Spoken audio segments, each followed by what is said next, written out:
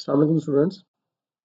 Last lecture में हमने partition function calculate किया for a particle moving in A three dimensional box, जहाँ पे हमने देखा कि जी ट्रांसलेशनल जो है वो अगर आप फाइंड आउट करते हैं तो you can find out all thermodynamic properties of for a particle moving in A one dimensional और ए थ्री डायमेंशनल बॉक्स। तो जब आप हाई टेम्परेचर्स पे जाते हैं और रोटेशनल मोशन जो है वो आप उसको एक्साइट करते हैं, तो उस केस में आपको रोटेशनल एनर्जी स्टेट्स को भी कंसिडर करना पड़ेगा and we have to find out the partition function for the rotational motion of the system. Okay, so let's solve the problem for the rotational motion, rotation, and let's consider the case of the rotational energy level of a diatomic molecule and consider a molecule such as carbon monoxide, which is made up of two different atoms separated by a distance d. So such a molecule can exist in a quantum state of different orbital angular momentum, each with the state energy given by EL is equals to h cut square L into L plus 1 over 2I, where L goes from 0, 1, 2, 3, and so on, and I is the moment of inertia of this system, which is equals to mu d square, where d is the distance between these two atoms and mu is the reduced mass given by m1 m2 over m1 plus m2. तो यहाँ पे जो expression है energy eigen values का for the rotational energy states, वो आपके पास बराबर होता है h cut square l into l plus one over two I. So I am not going to find out this expression again, क्योंकि हम क्वांटम मैकेनिक्स में जहाँ पे हम ऑर्बिटल एंगुलर मोमेंटम का चैप्टर पढ़ते हैं वहाँ पे हम सॉरी एनर्जी आइगन वैल्यूज के एक्सप्रेशन फाइंड आउट करते हैं फॉर द रोटेशनल मोशन। ठीक है, तो ये एक्सप्रेशन जो है आपको फाइंड आउट करना आना चाहिए। अगर आप सीखना चाह रहे हैं, अगर आप लोगों ने नहीं किया, you can see any YouTube lecture. So in order to get more insight about these energy levels for the rotational motion of a system, तो हम देख रहे हैं कि जो रोटेशनल एनर्जी लेवल्स हैं, it depends on L, the orbital angular momentum quantum number, जिसके लिए आपके पास डिफरेंट वैल्यूज हो सकती हैं 0, 1, 2, 3 एंड सो ऑन। और जो रोटेशनल एनर्जी लेवल्स होते हैं वो 2l plus 1 fold D generate हो। इसका मतलब है कि for l is equals to 1 gl will be equal to 1, इसका मतलब है there is only one quantum state for this energy level, whereas for l is equal to 2 gl will be equal to 3. It means that there will be three quantum states with this particular energy, and for l is equal to 2 you will have 5 quantum states for this specific energy। और एक और चीज़ आप क्या देख रहे हैं कि जो डिफरेंस है इन रोटेशनल एनर्जी लेवल्स में वो इंक्रीज होता जाता है as you increase L values। So दो पॉइंट्स सिग्निफिकेंट हैं जो कि मैं बात कर चुका हूँ। सो दैट ट्रांसलेशनल पार्टीशन, जो अगर आपको जो कि आपको पता है एनर्जी आइगन वैल्यूज के बारे में, so once you know the energy eigen value E l, you can write the partition function which will be equal to Z of T equal to summation of l is equal to 0 to infinity 2l plus 1, जहाँ पे 2l plus 1 जो है वो degeneracy है system की into exponential of E L over kBt, where EL is equal to h cut square L into L plus 1 over I times 2I।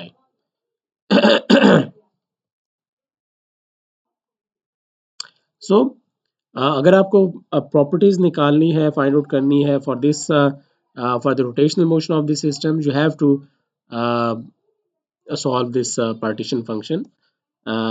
But यहाँ पे आप ये देख रहे हैं कि सम को हम आसानी से कैलकुलेट नहीं कर सकते। You need to make approximation, and since the partition function is the temperature dependent, तो आपको जो है वो लोड और हाई टेम्परेचर रीजन्स में इस एक्सप्रेशन को अप्रॉक्सीमेट करना पड़ेगा, and then after approximating that expression to low and high temperature regions, you have to find out then you have to find out then you need to find out the thermodynamic properties of the system. So let's move forward. So the partition function in case of the rotational energy states जो है, it is equal to this expression which is given by this equation 1, तो जहाँ पे हम इसको solve करेंगे इस expression को, दो टेम्परेचर्स लिमिट्स में, एक तो होगी आपकी लो टेम्परेचर लिमिट एंड दूसरी होगी हाई टेम्परेचर लिमिट। तो फर्स्ट ऑफ ऑल अगर आप इस एक्सप्रेशन को ओपन करते हैं फॉर डिफरेंट एल वैल्यूज, तो फिर l is equal to one, l is equal to zero, you will this term will give you one. यहाँ पे आप देख सकते हैं कि l is equal to zero, ये टर्म वैनिश हो जाएगी, you will have one from here and exponential of minus zero which will be equal to 1. So the L is equal to 0 will give you 1, and similarly L is equal to 1, you will have 3 from here. So 3 into exponential minus x cut square into 2. So this will give you 2, which will cancel by this denominator. And you will have exponential minus h cut square over I kbt. So the second term will be 3 exponential minus h cut square over I kbt plus for L is equal to 2, you will have 5 from here and into exponential minus 3h cut square plus I kbt and so on. तो इस तरह से आप इस summation को open कर सकते हैं फॉर डिफरेंट एल वैल्यूज के लिए। लेकिन यहाँ पे एक चीज इंपॉर्टेंट है, इंपॉर्टेंट क्या है कि अगर जब आप इस फंक्शन को आप प्लॉट करते हैं इस z को फॉर डिफरेंट एल वैल्यूज के लिए, तो आप ये देख रहे हैं कि this function is decaying exponentially. यहाँ पे मैंने इसको प्लॉट किया है कि आप ये देख रहे हैं कि कितनी तेजी से जो है ये फंक्शन जो है वो डिके कर रहा है। इवन आप जब l is equal to one तक ही पहुंच रहे हैं तो आपके पास इस फंक्शन की जो वैल्यू है it nearly approaches zero. Zero को अप्रोच नहीं की लेकिन बहुत स्मॉल हो जाती है क्योंकि इट इज डिकेइंग एक्सपोनेंशियली। तो अगर वन के लिए exponential it is very small, तो इसका मतलब है कि for l is equal to two definitely it will be very very smaller, और l is equal to three के लिए तो बहुत ही स्मॉल होगी। तो इसका मतलब है कि आप हायर l की वैल्यूज को इग्नोर कर सकते हैं। So you can ignore higher L values and you will be left with only these first two terms. So you can truncate this series into only two terms. So you will have z is equal to 1 plus 3 exponential minus h cut square over I k b t. सो हम चूंकि बात कर रहे हैं लो temperature limit की, तो low temperature में हमें पता है कि जो ये रेशो होगी एच कट स्क्वायर और आई के बी टी, अगर टेम्परेचर वेरी स्मॉल तो इसका मतलब है कि this term will be large, be very large. जितना ज़्यादा टेम्परेचर स्मॉलर होगा उतनी ये टर्म जो है वो लार्जर होती जाएगी। So it means that the ratio h cut square over I k b t is very small. So this is z। अगर आप इसको log of z लिखते हैं क्योंकि हमें पता है कि अब हम फ्री एनर्जी निकालेंगे, so that is given by F is equal to minus k b t log of z. So we can write it, we can find log of z here. So we have to take the log of this right hand term as well. So log of 1 plus this exponential this. तो यहाँ पे हम देख रहे हैं कि ये वाली टर्म जो है ये बहुत स्मॉल होगी एट लो टेम्परेचर्स, क्योंकि हम लो टेम्परेचर रीजन्स की बात कर रहे हैं। Because at very low temperatures this ratio is very small, so this number will be a very small number. Sorry, this will be a very large number. Ratio की जब आप बात करते हैं तो ये बहुत लार्ज नंबर है। टेम्परेचर स्मॉल है ना, टेम्परेचर स्मॉल है तो 1/t that will be a larger number. ठीक है, तो ये अगर लार्जर नंबर है तो exponential of minus of some large number that will be very small. इसका मतलब है कि जो फैक्टर है आपका आपके पास 1 plus three into this is very small. और अगर जब आप ओपन करते हैं लॉग को, लॉग ऑफ 1 प्लस एक्स को, it is equal to x minus x square by 2 plus x cube by 3 and so on. And since x is small, यहाँ पे x आपके पास exponential minus h cut square over I के B T, तो x is small, it means that you can neglect higher order terms. ठीक है, तो इस केस में आपके पास log ऑफ x जो है it will be equal to nearly equal to x, so log of 1 plus delta will be equal to delta. So equation 2 will give you log of z is equals to log of 1 plus x is equal to x, and x is this value. So you will be left with log of z is equal to 3 exponential minus h cut square over I k b t. बाकी terms भी मौजूद हैं लेकिन वो चूंकि बहुत smaller terms हैं, you can neglect those terms. Okay. Now, once you have log of z, you can find out the free energy of the system by using the expression minus kBt log of z, which will give you minus 3 kBt into exponential of minus h cut square over I kBt. And similarly, from here you can find out the entropy of the system by using the expression minus partial f by partial t, जहाँ पे आप इसको differentiate करेंगे and you will have two different terms, and from entropy you can find out um, the specific heat of the system. ठीक है, एक बात और याद रखें कि अगर आपके पास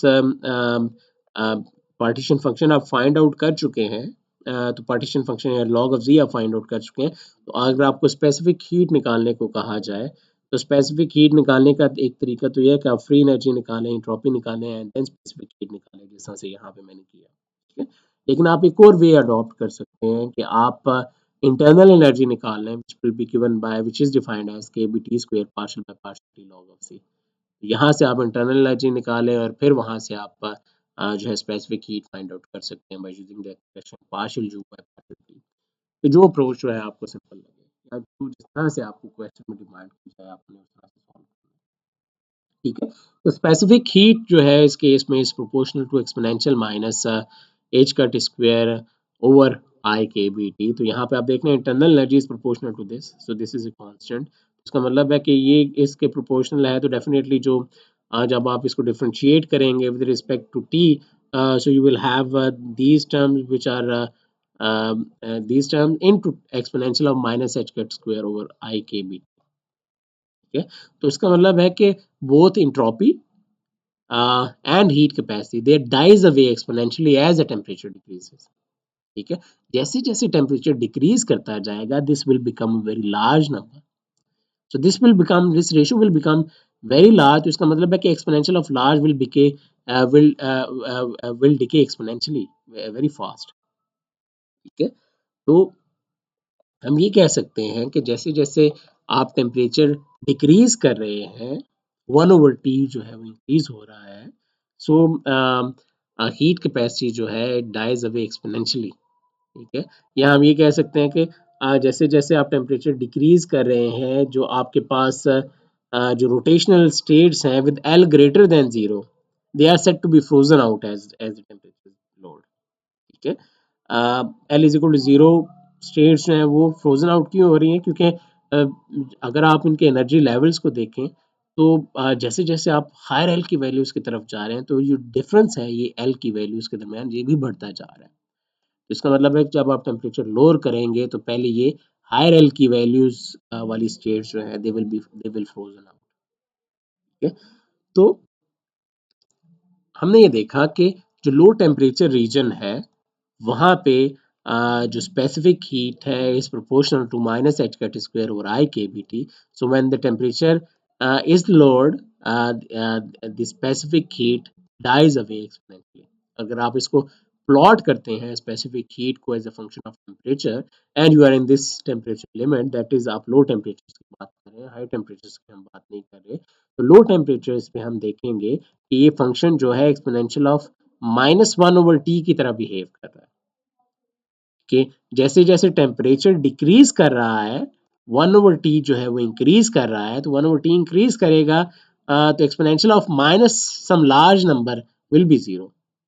तो यहाँ पे टेम्परेचर आपका ज्यादा है। ठीक है, लेट्स सपोज कि अगर हम इस पूरी रीजन को कंपेयर करते हैं, ये वाला पॉइंट और ये वाला पॉइंट, हम यहाँ पे दो पॉइंट्स को बना लेते हैं, उनको कंपेयर करते हैं, इस पॉइंट की वैल्यू ज्यादा है। इस पॉइंट की वैल्यू क्यों ज्यादा है कि यहाँ पे टेम्परेचर हाई है। इसके केस में अगर टेम्परेचर हाई है तो फिर आपकी exponential of this term exponential of minus this will give you a large number. लेकिन जब आप टेम्परेचर फर्दर डिक्रीज कर देंगे तो टेम्परेचर डिक्रीज करने से 1/t जो है वो बहुत लार्ज होगा compare to the previous case. तो exponential of minus some large number will be a smaller number. So इस तरह से आप जो है डिफरेंट टेम्परेचर्स पे अप्रोक्सीमेट करें, तो इसका मतलब है that exponential that specific heat will die away exponentially as the temperature decreases. So this is the case for the low temperature case, and now let's solve the high temperature limit. And again, the partition function we know that is equal to L is equal to 0 to infinity 2L plus 1 into exponential of minus h cut square L into L plus 1 over 2I kbt. And since this is high t, it means that 1 over t will be small. So for small values of 1 over t or h cut square over 2I kbt, the sum can be replaced by an integral. क्यों हम इस सम को integral से replace कर सकते हैं? आप again अगर आप रिकॉल करें जो हमने प्रॉब्लम सॉल्व किया था जब हम ट्रांसलेशनल मोशन की बात कर रहे थे वन डायमेंशनल में, तो वहां भी हमारे पास एक नंबर था exponential minus gamma n square, ठीक है, जो कि जहाँ पे गैमा जो था वाज वेरी स्मॉल नंबर और उसके साथ एन स्क्वायर का फैक्टर था कि एन की डिफरेंट वैल्यूज के लिए जब आप उसको समेशन को ओपन करते जाएंगे तो डिफरेंस जो होगा वो between each successive value will be very very small. So if the difference is small, you can replace it with an integral. And similarly, this is the same case कि जहाँ पे आपके पास 1 over t जो है इसकी values जो यहाँ पे एक स्मॉल होगी वो स्मॉल नंबर होगा फॉर वेरी हाई टेम्परेचर्स. और जब आप डिफरेंट एल की वैल्यू सब्स्टिट्यूट करते जाएंगे इसका मतलब है कि each successive term will be smaller than the previous one. ठीक है, और जो डिफरेंस होगा उन दोनों के दरमियान वो बहुत स्मॉल होगा. It means that you can replace this sum with this integral. So let's replace this sum with an integral and substitute y is equal to L into L plus 1. That will give you dy is equal to 2L plus 1 d1 and 2L plus 1 into dl. So यहाँ पे इसका मतलब है कि 2L plus 1 dl जो है वो बराबर होगा dy के. So you can write this expression as exponential of minus h cut square y, since y is equal to L into L plus 1 over 2I kbt into dy. और ये अब आपके पास एक सिंपल एक्सप्रेशन है exponential का जहाँ पे आपको पता है कि exponential of plus B X T X बराबर होता है exponential of B X over B plus C K. और एक्सपोनेंशियल अगर माइनस की फॉर्म में है तो exponential of minus x is equal to exponential of minus x divided by the derivative of this which is minus 1 plus c. So it means that in this case you will have exponential of this term divided by minus h cut square over 2I kbt. Okay, so it means that taking the integration of last term, you will have z is equal to exponential of minus h cut square y over 2I kbt divided by minus h cut square over 2I kbt, and the limit is from 0 to infinity. So the first limit with a positive sign will give you exponential of minus this number times infinity minus this term will give you exponential of minus 0 second term जो है. और अगर आप ये देखें कि exponential of minus infinity है, so exponential of minus infinity को अगर आप नीचे लेके जाएं तो this will become exponential of infinity which is a very small number and close to 0. So this term will give you 0, whereas exponential of minus 0 is equals to 1. So इस case में जो z है आपके पास that will come out to be 2I kbt divided by h cut square. So once you have C, you can find out the free energy, entropy, and the specific heat of the system. So इस case में जहाँ पे आप देख रहे हैं कि जब आपने टेम्परेचर इंक्रीज किया है, रोटेशनल मोशन स्टार्ट हुआ है, तो स्पेसिफिक हीट में जो कंट्रीब्यूशन फर्दर ऐड हो रही है दैट इज के बी.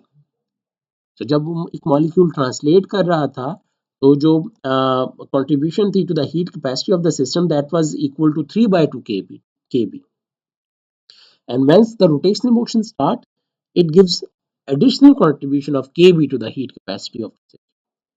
लिहाजा इसका मतलब है कि जब आपके पास एक ट्रांसलेशनल मोशन भी होगा, रोटेशनल मोशन भी होगा, you will have 3/2 kb contribution from the translational motion plus kb from the rotational motion, and that will be equal to 5/2 kb.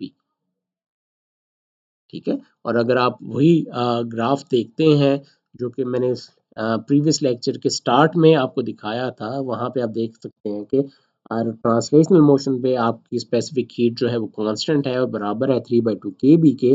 और जब very high time intermediate temperatures पे आप जाते हैं तो वहाँ पे आपके पास रोटेशनल मोशन स्टार्ट होता है and you further have contribution of kb to the heat capacity which adds up to the translational motion. आपके पास 5/2 kb हीट कैपेसिटी हो, ठीक है। तो इसका मतलब है कि हाई टेम्परेचर रीजन में हीट कैपेसिटी जो है वो इंडिपेंडेंट ऑफ टेम्परेचर है, लेकिन जब लो टेम्परेचर लिमिट में हमने इसको सॉल्व किया तो हमने देखा कि जो हमारी स्पेसिफिक हीट थी वो एक्सपोनेंशियली जो है वो डाई अवे कर वाज डाइंग, ठीक है। तो लिहाजा जब आप इसको एक कंबाइंड प्लॉट बनाएंगे एक लो टेम्परेचर से हाई टेम्परेचर में फॉर द रोटेशनल केस, तो in this case you can consider this as the low temperature limit, और इस केस में आप देख रहे हैं it is decaying exponentially towards zero, whereas at high हाई टेम्परेचर्स आपकी जो स्पेसिफिक हीट है it will become constant and is equals to kb, ठीक है। In between these low and high temperature regions अगर आप इसको प्लॉट करते हैं कंप्यूटर के ऊपर तो आप देखेंगे कि इस कर्व में आपके पास एक स्लाइट हम्प आएगा, जिसकी रीजन जो है आपको ढूंढने की जरूरत है, ठीक है। तो सम अप करते हैं जी, अ, बल्कि फर्दर एक इंफॉर्मेशन आपको मैं देता हूँ, और ये कि हमने देखा कि जो पार्टीशन फंक्शन है for the rotational degrees of freedom जो है वो बराबर है sigma of l is equal to 0 to infinity into 12 plus 1 exponential minus E l over k B T, जहाँ पे ई एल आपके पास बराबर है h cut square l in 12 plus 1 over 2 I. तो ये एक्सप्रेशन जो है ये हर डायटोमिक गैस के लिए जो है वो करेक्ट नहीं होगा, ठीक है। ये एक्सप्रेशन जो है it is exact for the heterogeneous molecule जहाँ पे दोनों एटम जो है वो डिफरेंट है, फॉर एग्जांपल कार्बन मोनोऑक्साइड होगा या एन एन HCl हो गया, ठीक है। लेकिन जहाँ पे अब होमोजेनियस मॉलिक्यूल्स होते हैं जैसा कि ऑक्सीजन है, हाइड्रोजन है, नाइट्रोजन है, उस केस में आपको थोड़ी सी मॉडिफिकेशन करनी पड़ती है इस एक्सप्रेशन में, बिकॉज इस केस में आपके पास कुछ एनर्जी लेवल्स होते हैं जो कि रूल आउट हो जाते हैं ड्यू टू द इनडिस्टिंग्विशबिलिटी, ठीक है। So quantum mechanics in this case rules out some energy levels, तो उस केस में जो आपके पास ये जो 2l+1 जो डीजेनरेसी का फैक्टर है वो चेंज हो जाता है, so it means that you have to make little corrections to this term, ठीक है। तो ये तो स्पेसिफिक केस है कि अगर आप हेट्रोजीनियस और होमोजीनियस मॉलिक्यूल्स की तरफ सॉल्व करते हैं, अगर हम कह रहे हैं कि ये जो प्रॉब्लम में हमने अभी एग्जैक्टली सॉल्व किया है तो हम कह सकते हैं कि ये हेट्रोजीनियस मॉलिक्यूल्स के लिए ये ट्रीटमेंट जो है वो एग्जैक्टली ट्रू है।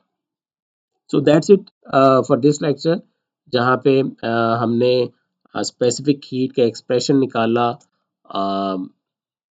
For the rotational motion of a molecule, और हमने देखा कि लो टेम्परेचर रीजन में जो स्पेसिफिक हीट है it dies away exponentially as the temperature is lowered, whereas at high temperatures पे जो स्पेसिफिक हीट है वो कांस्टेंट रहती है and it gives a contribution of k B to the specific heat of the system. Thank you.